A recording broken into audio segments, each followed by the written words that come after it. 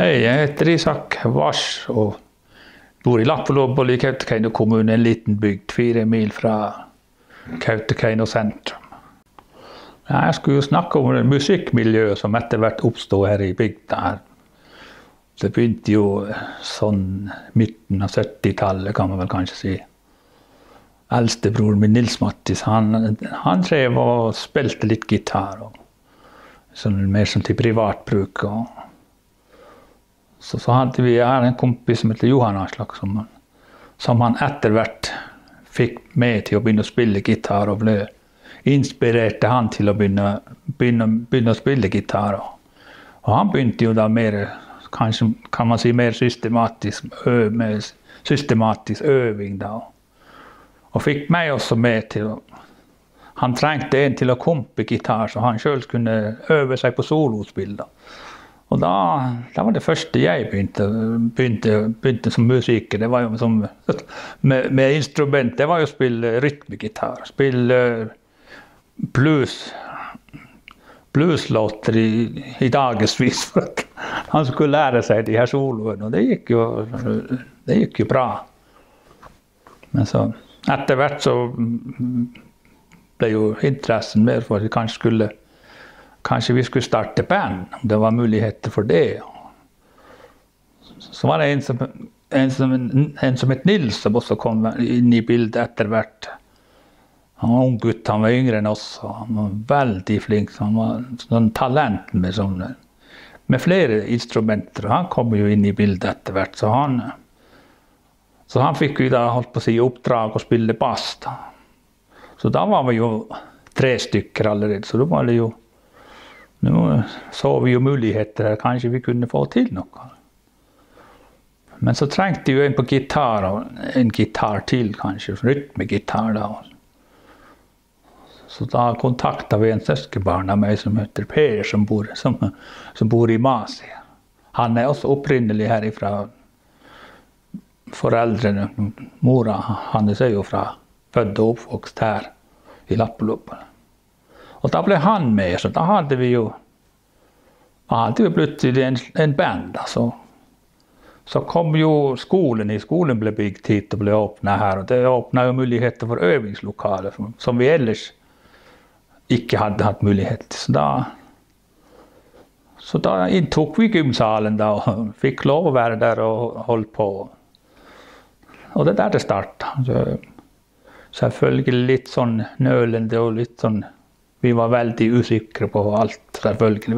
Vi fikk ikke noe instruksjon, vi hadde ikke noe sånn musikkpedagog, eller vi brukte ikke noe hjelpemidler annet enn at vi lyttet til musikk og prøvde å etterligne og gjøre så godt vi kunne. Og det gikk jo bra. Vi lærte oss etter hvert noen låter da, og vi syntes nå selv det begynte å funke sånn noenlunde. Så det var jo artig det her, så da det liksom der det begynte. Men før det igjen så var det kanskje ta det med at vi var veldig stor interesse for å lytte til musikk her i bygda. Det var mange som var veldig opptatt med å lytte, ikke bare høre på musikk, men lytte til musikk og rett og slett å høre hvordan instrumenter ble brukt, og hvordan at rett og slett mer grave litt dypere i musikken enn bare å høre på det. Så jeg tror det der det egentlig startet, interessen for å spille, rett og slett. Ja, og så da, jeg minnes veldig godt den første spillejobben vi fikk. Det var jo store greier, det selvfølgelig, å få en spillejobb. Det hadde jo ikke vi regnet med enda. Vi hadde jo ikke holdt på å øve mer enn, kanskje par-tre uker eller noe sånt. Så var det helt tilfeldig at det var akkurat da var et bryllup i Kautokeino. I Kautokeino har man jo alltid hatt store bryllup med masse folk, og så det ble jo etter hvert vanlig at det var band også, at de leide inn band for å underholde. Og da fikk jeg plutselig en telefon fra en som skulle gifte seg og hadde bryllup i Kautokeino den helga vi var øvd. Det var en helg vi også var øvd i skolen. Da ringer han til meg og sier at han har hørt rykter om at dere har en band der i Lapploppen at dere har opprettet band og begynt å spille. Ja, sa jeg, vi har jo begynt, men vi kan ikke si at vi har jo akkurat begynt, vi har ikke holdt på så lenge. Men kunne ikke dere komme hit og så spille i bryllupet mitt? Og det her var en lørdag, det husker jeg veldig godt. Det bryllupet hadde begynt på fredag, eller dagen før. Og da hadde de hatt musikk der, men det funket visst ikke helt. Det som han sa til oss, at kan ikke dere komme og spille? Så tenkte jeg, ja, jeg skal i alle fall foreslå det for guttene, for det. Så jeg dit til, når jeg hadde øving og så ja, nå har vi egentlig fått spilleoppdrag allerede. Hva sier dere til det? Nei, jeg trodde ikke helt. Kan du snakke? Nei, sier det. Det er de fra Kautokeino som ringte at de trenger band. Ja. Så da var han liksom når da. Ja, det er jo i dag, i kveld. Ja, det var nå litt, det kom jo litt brått på. Skal vi nå virkelig våge det da? Er vi nå såpass at kanskje vi bare blir gjort til latter, det er det verdt. Og vi snakket litt om det, så fant vi ut, ja, vi var så tøffe, vi fant ut, ja, shit, vi stiller opp. Vi spiller. Og vi gjorde det. Og det gikk jo kjempebra. Hadde dere mange låter på repertoaret? Jo, vi hadde nok altså ikke den 20-30 låter, det er i alle fall 20, det kan ikke jeg huske så godt, men det er i alle fall nok til å underholde en kveld, og med sikkert litt gjentagelser. Men det gikk veldig bra, faktisk, etter forholdene. Så vi fikk jo flere bryllupsspillinger, det kom jo litt, det startet egentlig sånn helt plutselig med spillinger. Vi hadde ikke regnet med at vi skulle begynne å spille ut allerede, men vi spilte i flere bryllup, og det gikk greit. Synes vi selv i alle fall, og folk likte det, så det var det der det startet med utespillinger i alle fall.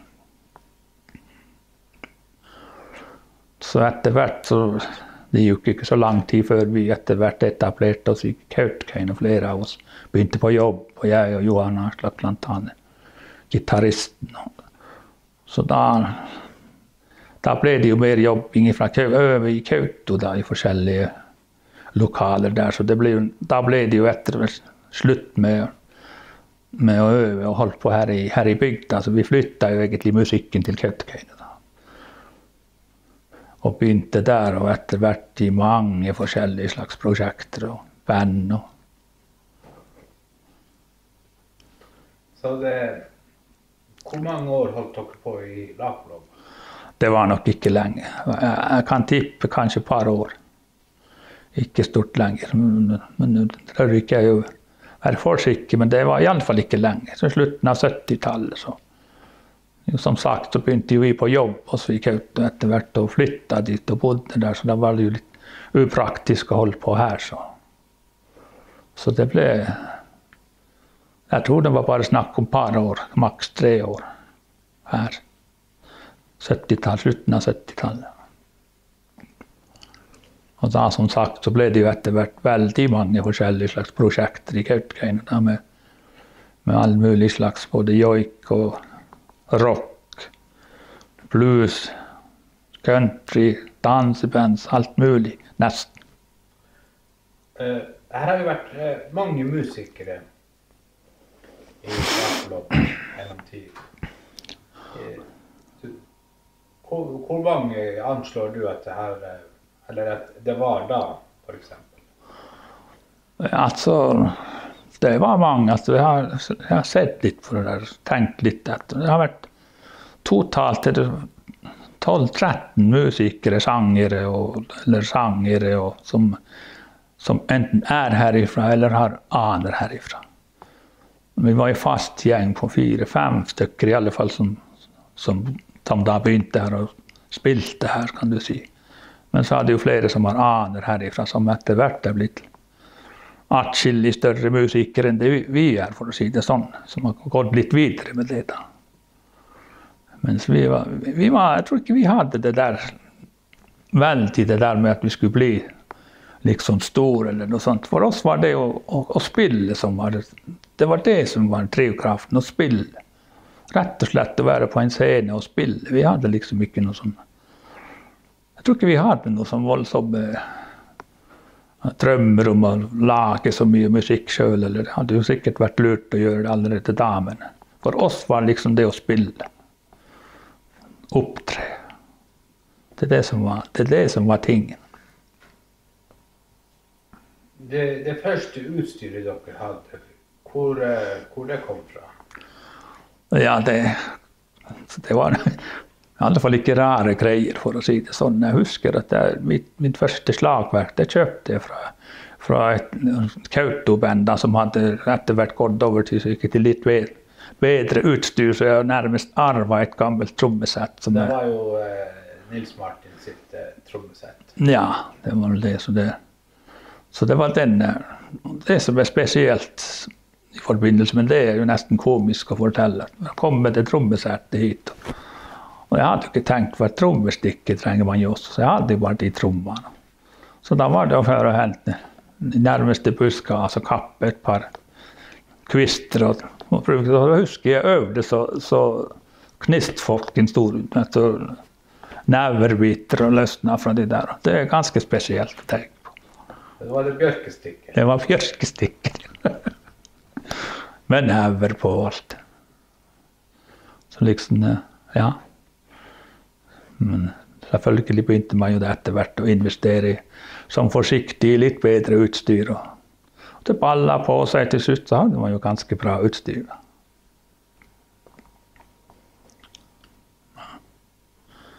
Da dere for på første spillejobben, hade dere mye utstyr da? Ja, det är ett speciellt, det är ganska speciellt med det. Och vi har en Per som jag fortalt om søskenbarnet, bodde i Masi och bor i Masi ända.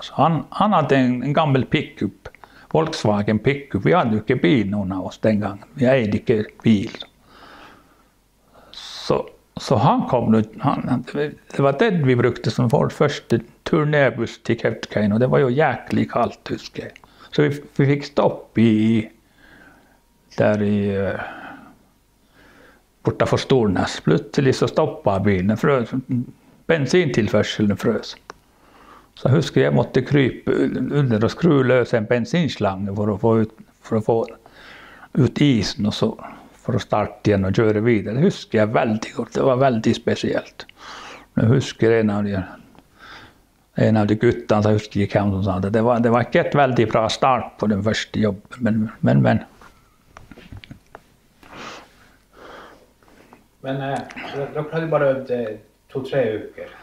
Ja, men det var ganska så marginalt med utstyr och PA-anlägg. Ja, det var det. Det var ju mycket enkelt utstyr vi brukade i begynnelsen. Det var klart, ting kostar ju pengar och vi hade ju inte begynt att jobba någon av oss.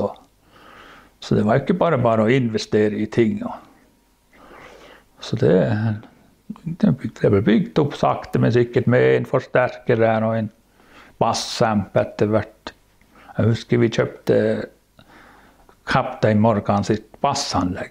Det var stort TNT-bassanlägg. Det var det första sån, kan du säga, lite mer proffeting vi hade på. Och det var vi var lite stolta av. Alltså. Nej, så det var vi var mer upptagna av musiken än utstyret, tror jag nog. Vi var så ivriga på att vi skulle liksom komma igång och få spela och öva. Så kunde nog utstyret komma eftervärt. Jag tror det var det vi tänkte. Det kräver ju lite utstyr för att spela på bröllop och eventuellt konserter. Så. Ja, men heldigvis på den första jobben, där var det ju alldeles riggat upp där, för det var ju som jag fortalt, det var ett band som hade spelat där dagen för, som hade riggat upp PA, så vi hade ju bara vår personliga utstyr med. Och det som är väldigt speciellt att tänka på i den förbindelsen med den första spillejobben, så var det vi hadde 2 lysteknikere, hvis man kan kalle det for det, som hadde hver sin nattlampe, som bordlampe, som de drev og blinka med etter musikk. Og det er litt spesielt å tenke på at de 2 ble jo etter hvert store musikere. Roger Ludvigsen og Johan Sara junior.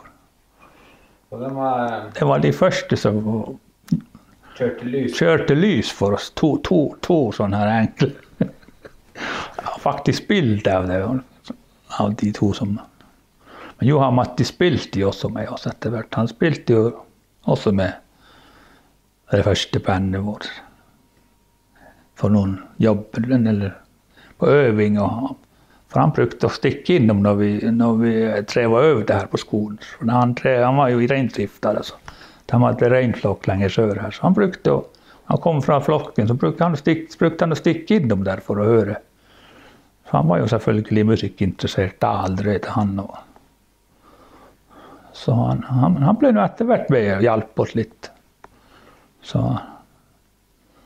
ganske interessant å tenke på.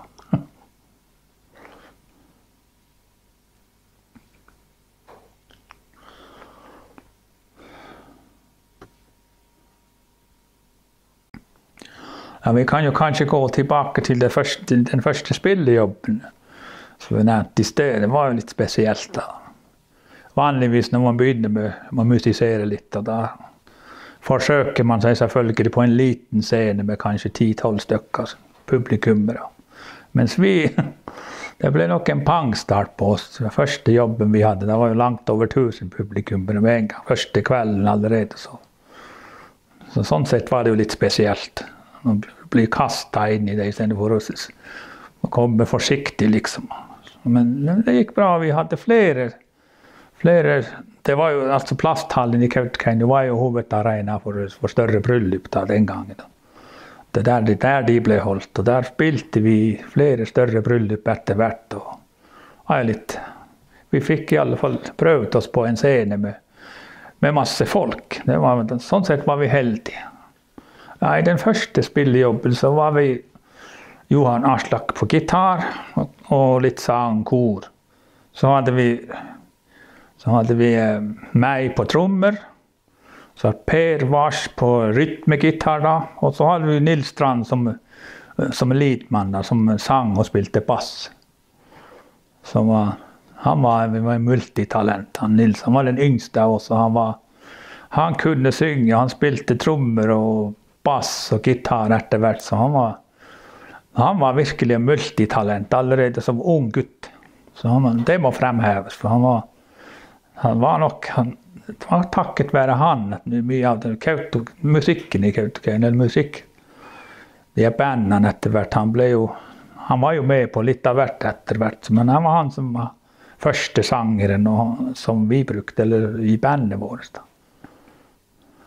Så det synes jeg er viktig å fremheve. Han var, selv om her i bygda, i vår lokale musikkmiljø, så var jo Johan Aslak den som var liksom påtriveren til å starte det hele og mase litt på oss og få oss til å ta det litt mer seriøst og prøve å få til noe. Så han var jo veldig påtriver til det, men det var uten tvil Nils som var frontfigur til å både synge og spille da.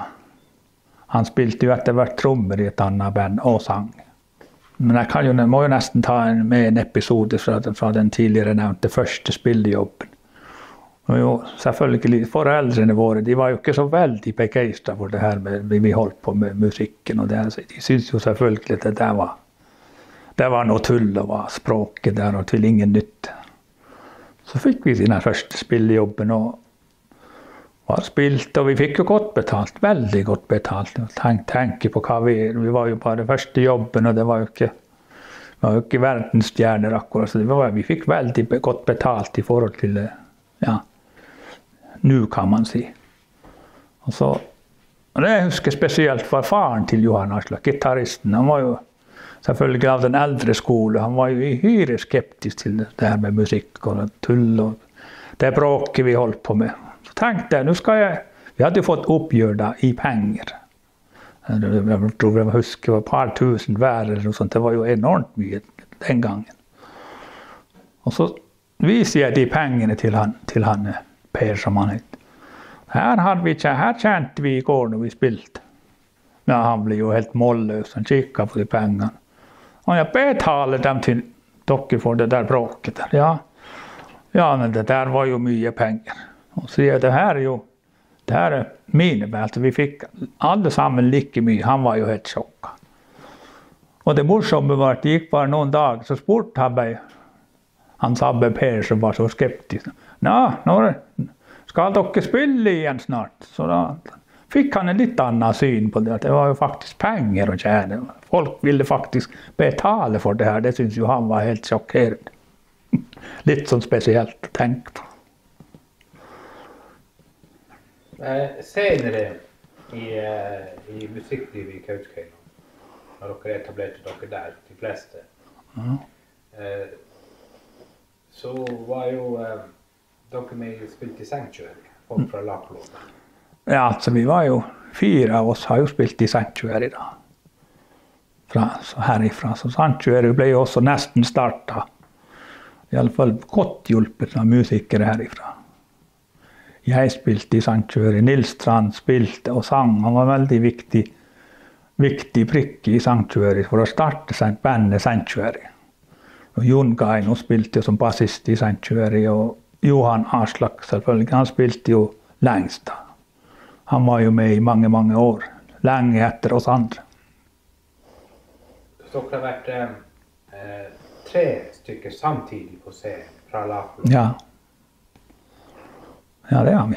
Så det har nok startet, man må nesten påstå at det har startet med folk herifra på en måte.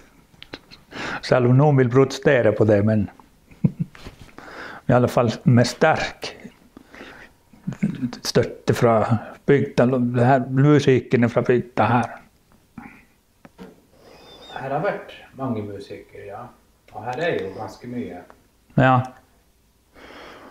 Ja, for nu, man skal spole fram så langt som i dag, så er det bare jeg som spiller av de. Jeg er den eneste som fortsatt spiller av de guttene som begynte i 77, kanskje rundt der. Det er jo litt artig å tenke, men jeg spiller jo en del etter hvert med folk fra Lakselv og Karasjok. Så jeg har liksom ikke klart å legge ifra meg trommestikkene. Enda jeg kanskje burde ha pensjonert meg for lenge siden. Musikere pensjonerer seg aldri. Ja, det er vel det. Men dere har jo vært tilbake til start og begynt å øve igjen på, og hatt spillejobben på den samme, i den gymsalen hvor dere har drevet og øvd. Ja, det er litt spesielt, for det er jo begynt det er jo bygdelaget da, som vi samarbeider med. Så vi har hatt et par spillinger der og invitert folk, og det var litt sånn, det er jo sånn. Da er vi tilbake til 20-30 publikummere mot 1500 som vi hadde den første jobben. Så det er jo litt sånn der merkelig å tenke på. Men det er veldig artig. Vi får hjelp fra musikken i Kautokeino. Så det ser ut som at Lappland etter hvert blir en musikkscene her i Kautokeino kommune. Det er vel kanskje bortimot den eneste scenen som er nå? Ja, faktisk. Det er jo det. Glemte vel kanskje å nevne at Alfreds Kro, det må man få med. Alfreds Kro var jo en veldig viktig arena og scene for all musikk i Kautokeino i masse år. Hadde ikke det vært for Alfred og han drev kroa, så det hadde nok ikke vært så mye spilling der. Altså. Han var veldig ivrig, eller veldig hjelpsom og mottaker, for han ville ha band der, og vi kunne spille der nesten noe så hvor ofte. Så det var veldig mye spilling, det var veldig mye musikk. Ikke bare bygdas band, men band utenifra. Så all ære til Alfred og kroa.